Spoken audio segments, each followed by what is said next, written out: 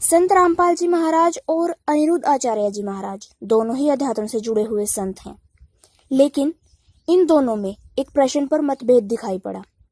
प्रश्न ऐसा है जो हर एक साधक के दिमाग में अपनी एक छाप छोड़ जाता है जब भी हम भगवान की साधना की ओर अग्रसर होते हैं। नमस्कार दोस्तों, मेरा नाम है नैन्सी और ऑफिशियल नैन्सी यूट्यूब चैनल पर मैं आपके सामने प्रस्तुत करती हूँ वेदों के अनुसार ज्ञान चर्चा। भक्ति से जुड़े अनेकों तथ्यों को जानने के लिए और अगर आप हमसे जुड़ना चाहते हैं तो चैनल को सब्सक्राइब करें। अब हम अपनी ज्ञान चर्चा के उच्च प्रश्न पर आते हैं, जिसमें हमें दोनों संतों के बीच में मतभेद दिखाई पड़ा। प्रश्न कुछ इस प्रकार से है, क्या भगवान साकार है या निराकार?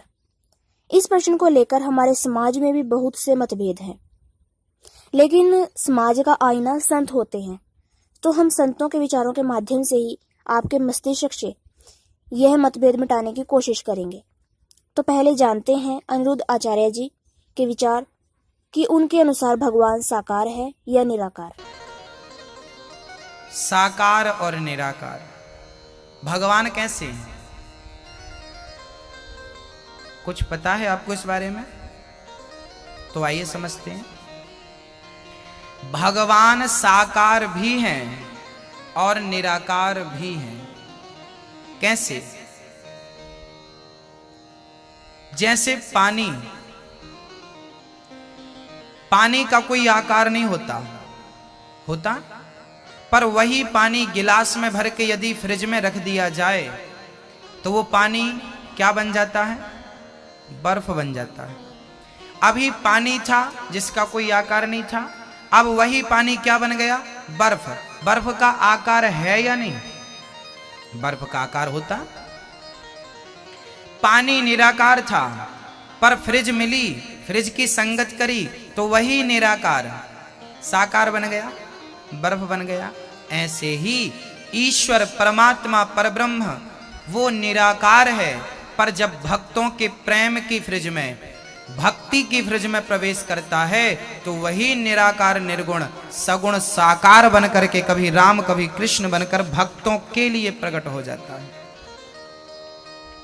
वो निराकार तो है, पर भक्तों के लिए वही निराकार कभी राम बनकर आता है, कभी कृष्ण बनकर आता है, कभी वामन बनकर आता है, कभी नरसिंह बनकर आता है। वही तो है, कौन दूसरा? तो भगवान निराकार भी हैं और साकार भी हैं। तो यह थे अनिरुद्ध आचार्य जी के विचार। और अब इसके बाद जानते हैं संत रामपाल जी महाराज के विचार कि भगवान साकार है या निराकार। लेकिन संत रामपाल जी महाराज के विचार आपके सामने प्रस्तुत करने से पहले हम आपको स्पष्ट कर दें कि यह ज्ञान चर्चा वेदों पर आधारित है, और यदि किसी संत के विचार वेदों से नहीं मिलते तो यह स्पष्ट है कि वह उसका मनगढ़ंत ज्ञान है। तो अब जानते हैं संत रामपाल जी के विचार।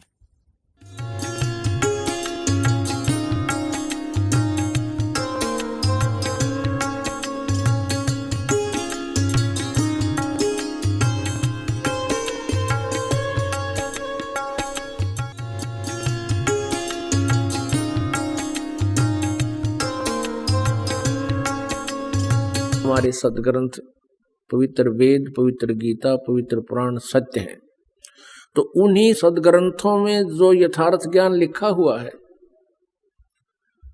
और उसका आज तक भी हमें पता नहीं, जबकि हम जिनको गुरु मानते थे, महर्षि मानते थे, और वो संस्कृत भाषा के ज्ञाता भी थे, विद्वान कहलाते थे, वो भी इन सदग्रंथों को, वेदों को, गीता जी को समझ नहीं सके।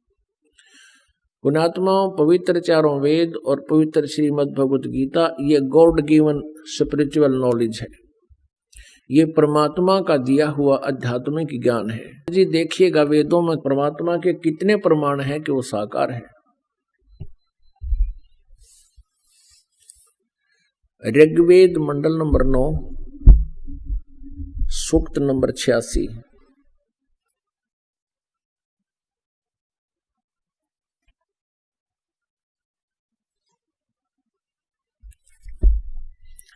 ये देखिएगा, ऋग्वेद मंडल नंबर 9, ये 9 और 10 इकट्ठा ही है।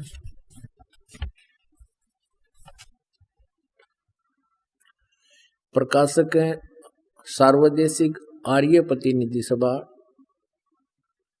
महर्षि दान भवन, रामलीला मैदान, नई दिल्ली। इनके फोन और फैक्स नंबर है।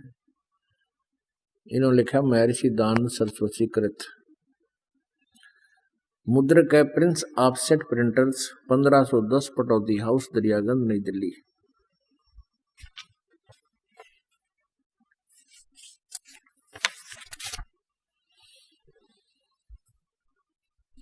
ऋग्वेद मंडल नंबर 9, सूक्त नंबर 86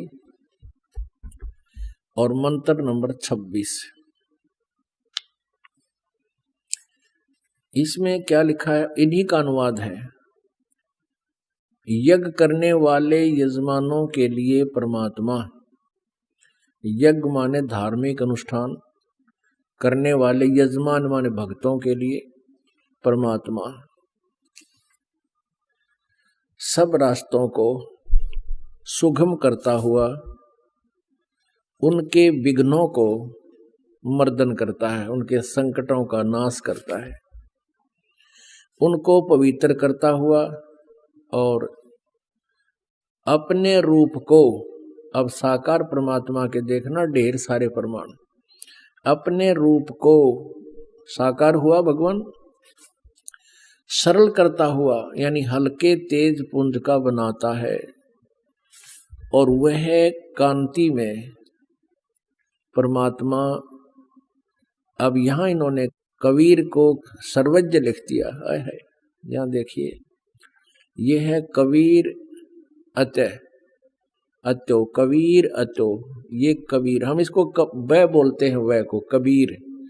इन्होंने इसको अपसर्ग लगा दिया, इसको हम रे लगा के हलंत भी लगा सकते हैं, अपसर्ग हटा करके, तो भी कोई व्याकरण त्रुटि नहीं। हम इसको कबीर साहब कहते हैं, कबीर देव, कबीर साहब, जैसे ये कबीर अतो, यहाँ कबीर अतो, और यहाँ देखो कबीर देव, देव माने परमात्मा और कबीर देव, ये देखिएगा, ये है ऋग्वेद मंडल नंबर 9, सूक्त नंबर 20, मंत्र नंबर 1 में ये स्पष्ट लिखा है कबीर देव। देव माने परमेश्वर और कबीर, हम कबीर देव कहने लगे, कबीर देव, कबीर साहब, हम वह को वह बोलते हैं। एक थोड़ा सा उदाहरण यहाँ देना पड़ेगा, तब आसानी से हमारे समझ में आऊंगी। आपको दिखाते हैं अभी। अब आपको इन्हीं जो व्याकरण के जानने वाले माने जाते थे, संस्कृत के विद्वान समझे जाते थे, ये नकली महर्षि दानंद ने इन वेदों में भट्ठा बैठा रखा है अनुवाद करने का। ये दानंद जी का अनुवाद नहीं है जो आपको दास दिखा रहा था, नहीं तो ये इसका भी नाश कर देता। ये नाम दानंद का इसलिए लिख रखा है कि इसके नाम तो ये व्याख्या करते। ये 9वां और 10वां मंडल ऋग्वेद का दानंद जी का अनुवाद नहीं है। ये तो एक आचार्य का अनुवाद है जो दानंद जी के ही सिद्धांत को महत्व देता रहा, लेकिन सच्चाई को वो छुपा नहीं सका। अब यहाँ कबीर देव को, जैसे यजुर्वेद है उसके ऊपर रे लगा हुआ है और कहीं पर केवल यजु भी लिखा हो प्रकरणवश, तो वहां भी विद्वान पुरुष को अंडरस्टूड होता है कि ये यजुर्वेद की जानकारी है। Yajurveda is a Holi book, Yajurveda एक पवित्र पुस्तक है और उसके विषय में चर्चा कहीं लिखी गई है, तो अंडरस्टूड होता है। वहां यजु भी लिखा हो, यजुहु, यजु माने लगाकर 2 अपसर्ग लगा रखे हो, तो उसको अनुवाद करते समय लिखना पड़ेगा यजुर्वेद, जैसा कि स्वामी दानंद ने किया हुआ। देखिएगा, ये यजुर्वेद है, ये महर्षि दानंद का अपने कर कमलों से इसका अनुवाद है। ये अनुवाद करता स्वामी दानंद है, राइटर नहीं है वेदों का, राइटर तो वेद व्यास जी है। प्रकाशक है सार्वदेशिक कार्य प्रतिनिधि सभा, 2/5, महर्षि दानंद भवन, रामलीला मैदान, नई दिल्ली। संपूर्ण 40 अध्याय महर्षि दान सरस्वती कृत। मुद्रक के Prince offset printer 1510 Pataudi house Daryaganj नई दिल्ली से। अब देखिएगा इसके 36वें अध्याय में, ये है 36वां अध्याय, 37 अध्याय आरंभ। इसके प्रथम मंत्र में ही लिखा है रचम वाचम परपधे मनो यजु परपधे, ये यजु शब्द लिखा है। इसके 2 अपसर्ग लगा दी गई है और यहां देखिएगा इनका अनुवाद किया महर्षि सिद्धार्थ ने। ये यजु अपसर्ग लग के यजु लिखा हुआ है और इन्होंने फिर इसको अनुवाद करते समय यजुर्वेद लिखना पड़ा। ये बिल्कुल सही है। इसी प्रकार जहां केवल कवि लिखा हो, कबीर लिखा हो, तो उसका अनुवाद करना पड़ेगा कबीर देव, क्योंकि उस परमेश्वर के बारे में, उस कबीर परमेश्वर के बारे में, ये यजुर्वेद के बारे में जानकारी है, तो वो कबीर के बारे में, कबीर देव के बारे में जानकारी है। हम उसको कबीर साहब कहने लगे। इतनी सी बात है, इन वेदों को समझना ही आसान होगा। पुण्यात्माओं, हमारे लिए ये वेद पाठ हो रहे थे क्योंकि हमारे पूर्वज शिक्षित थे, ये संस्कृत भाषा में लिखे हुए थे। अब परमात्मा ने दया करी है कि हमारे को वो सूक्ष्म वेद का ज्ञान प्राप्त हो गया और दया करी परमात्मा ने एकादि पुण्यात्मा से इनका अनुवाद ठीक सा करवा दिया। नाते दानद ने तो यजुर्वेद उठा के देख लो, सिर में दर्द हो जाए से अनरस कर दिए अर्थों के, उसको पढ़ नहीं सकता आदमी। ना 3 वेदों का घर घर में प्रचार होता यदि इनका अनुवाद ठीक होता। अब फिर देखते हैं ऋग्वेद मंडल नंबर 9 सूक्त नंबर 86, आप पढ़ रहे हो मंत्र 26। यज्ञ करने वाले यजमानों के लिए परमात्मा, यानी साधना करने वाले साधकों के लिए, भक्तों के लिए परमात्मा सब रास्तों को सुगम करता हुआ उनके विघ्नों का मर्दन करता है, उनके संकटों का नाश कर देता है, उनको पवित्र करता हुआ अपने रूप को, साकार हुआ भगवान, अपने रूप को सरल करता हुआ तेज पुंज अन्य दे धरकर इस विध हमको बैठी, गरीबदास जी ने कहा है ब्रह्मवेदी में। वह कांति में परमात्मा सर्वज्ञ नहीं, यहाँ लिखना चाहिए था कबीर देव। कबीर देव विद्युत के समान क्रीड़ा करता हुआ वर्णीय पुरुष को, श्रेष्ठ भक्त को, अच्छी आत्मा को, वरिष्ठ आत्मा को प्राप्त होता है, यानी साकार है। अपना उनका रूप लिखा है, उनका नाम लिखा है और वो उस अच्छी आत्मा को आकर मिलता है। अब ऋग्वेद मंडल नंबर 9 सूक्त नंबर 86 का ही मंत्र 27 देखिएगा। परमात्मा को प्राप्त होते हैं जो परमात्मा ध्रुलोक के तीसरे पृष्ठ पर विराजमान है। ध्रुलोक कहते हैं वो तेजों में सवर ज्योति सतलोक, सतलोक के तीसरे पृष्ठ पर, यानी सबसे ऊपर वाले स्थान पर परमात्मा कबीर देव जी विराजमान हैं।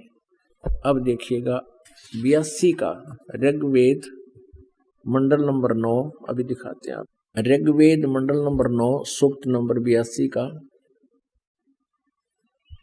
मंत्र नंबर 1। इसमें कहा कि जो सर्व उत्पादक प्रभु, यानी सबकी रचना करने वाला परमात्मा प्रकाश रूप, वैसे अरुष माने साकार होता है, प्रकाश रूप सद्गुणों की वृष्टि करने वाला, पापों का हरण करने वाला, वह राजा के समान, राजेव, राजेव माने राजा के समान, इन्हीं के शब्दों में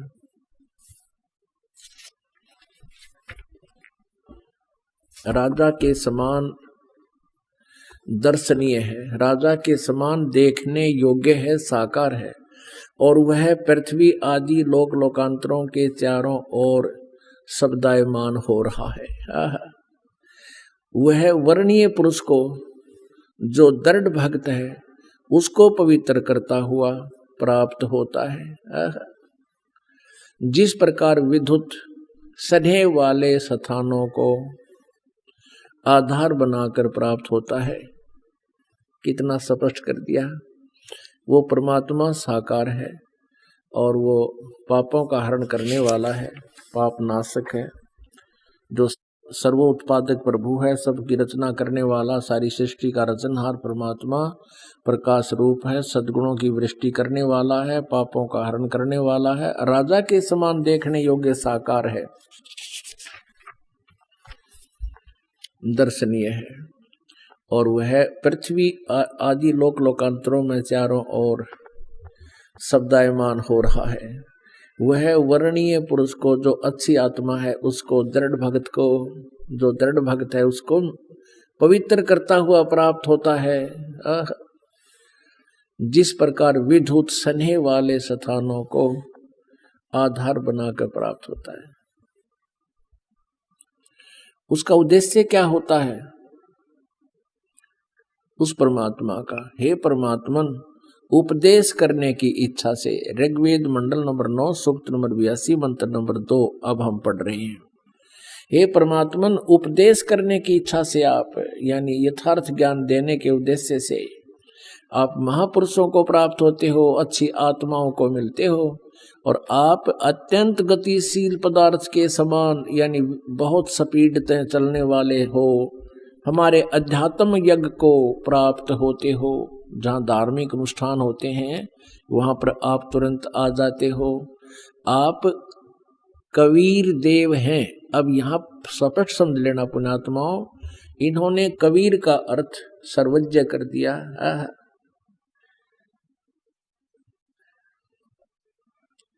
अब यहाँ देखिएगा,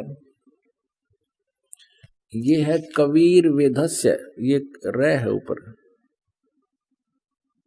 ये कबीर वेदस्य, यहाँ कबीर शब्द है, इनका इस रे हटा दिया इन्होंने, जैसे सीधा ये लिख दिया। जहां पर अभी आपको दिखा था, जहाँ यजु भी लिखा है तो वो भी यजुर्वेद लिखना कंपलसरी होता है, तो यहाँ कवि ही लिखा है तो भी यहाँ लिखना था। आप कबीर देव हैं, हम उसको कबीर साहब कहने लगे, बस इतनी सी बात है। शुद्ध स्वरूप हैं, हमारे पापों को दूर करके हे अमर परमात्मा, सो मन हे अमर परमात्मा, आप हमको सुख दें, उत्पन्न करें। अच्छा, आगे देखना। अब तीसरे में है ऋग्वेद मंडल नंबर 9 सूक्त नंबर 82 मंत्र 3 में, पवित्र यज्ञों में रक्षा से आप प्राप्त होते हैं और पृथ्वी आदि लोक लोकांतरों में गति करते हुए चल कर आते हैं। गति करते हुए सर्वव्यापक नहीं, आप हैं। आप स्वयं गतिशील होकर, यानी चलकर विराजमान होते हैं। आप कैसे हैं? सबके तर्पक हैं, सबके रक्षक हैं, बड़े बड़े गतिशील पदार्थ के नियंता हैं, पृथ्वी आदि लोक लोकांतरों के केंद्र होकर सब पदार्थों में रक्षा उत्पन्न करते। ये यहाँ विचल गए, यहाँ कोई और अर्थ बनेगा, लेकिन हम अपने उसको समझें कि वो परमात्मा स्वयं गतिशील होकर चलकर आता है और भक्तों को प्राप्त होते हैं, लोक लोकांतरों में वहां से चलकर आते हैं। अब पुण्यात्माओं, वेदों में कितनी बार लिखा है कि वो परमात्मा साकार है, और फिर भी हम अभी तक इसको निराकार कहते रहे। ये दोष पुण्यात्माओं का नहीं है, उन गुरुओं की नालायकी है जो इन सदग्रंथों को समझ नहीं सके। अब देखिएगा, ऋग्वेद मंडल नंबर 9 सूक्त नंबर 20 का मंत्र नंबर 1। ऋग्वेद मंडल नंबर 9 सूक्त नंबर 20 मंत्र नंबर 1 में यहाँ स्पष्ट लिखा है, पर कबीर देव, इन्हीं का अनुवाद पढ़िए, वह परमात्मा कबीर देव है, यहाँ लिखना चाहिए था, इन्होंने मेधावी लिखा है। वह परमात्मा कबीर देव है और सबका रक्षक है, विद्वानों की तृप्ति के लिए, जो भक्त हैं उनको तृप्त करने के लिए ज्ञान को देता है, सहनशील है, संपूर्ण दुष्टों को संग्राम में तिरस्कृत करता है, और वह परमात्मा कबीर देव है, कबीर साहब है। हमने इस वीडियो के माध्यम से निष्पक्षता से आप लोगों के सामने दोनों संतों के विचार रखे हैं। अब निर्णय आपका है कि आप वेदों से प्रमाणित संत रामपाल जी के ज्ञान से सहमत हैं या फिर अनिरुद्ध आचार्य जी की मनगढ़ंत कथा से। वीडियो को पूरा देखने के लिए धन्यवाद।